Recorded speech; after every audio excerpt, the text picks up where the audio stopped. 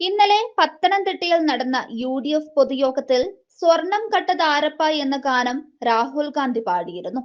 അറിഞ്ഞു കാണും. സംഗതി UDF ക്യാമ്പ് നിധി കളഞ്ഞു കിട്ടിയ സന്തോഷത്തോടെയാണ് പ്രചരിപ്പിച്ചത്.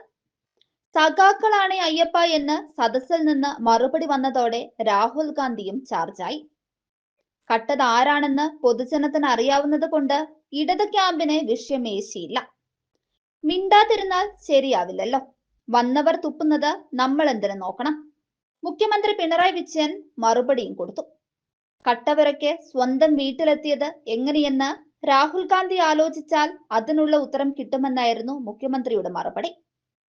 ഇന്നലെ പത്തനംതിട്ടയിൽ നടന്ന പ്രചാരണത്തിനിടയിലായിരുന്നു സ്വർണം കട്ടത് ആരപ്പ എന്ന പാരഡി ഗാനം രാഹുൽ ഗാന്ധി പാടിയത്.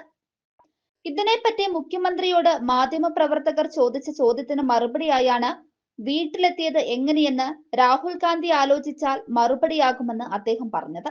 രാഹുൽ ഗാന്ധിയുടെ അമ്മ കൂടിയായ സോണിയാഗാന്ധിയുടെ വീട്ടിലേക്കാണ് ഉണ്ണികൃഷ്ണൻ പോറ്റി ഉൾപ്പെടെയുള്ള സ്വർണം മോഷ്ടിച്ചവരും വിറ്റവരും വാങ്ങിയവരും ഒരുപോലെ എത്തിയതെന്ന് ചൂണ്ടിക്കാട്ടിയായിരുന്നു മുഖ്യമന്ത്രിയുടെ പരിഹാസ മറുപടി.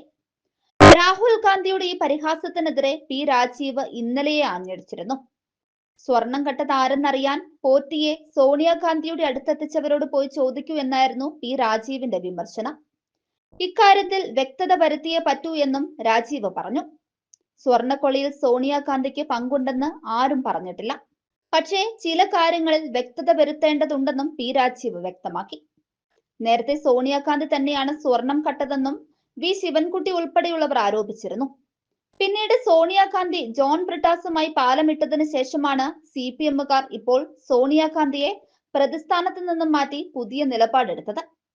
അതേസമയം രാഹുൽ ഗാന്ധിക്ക് സ്വീകരണമൊരുക്കിയ കല്ലാച്ചിയിലെ വേദിയിൽ വലിയ കോമഡിയാണ് നടന്നത്. ആമുഖ പ്രസംഗം നടത്തിയ മുൻ DCC പ്രസിഡന്റ് KC അബുവിന് പറ്റിയ ഗുരുതരമായ പിശകാണ് സംഗതി വഷളാക്കിയത്.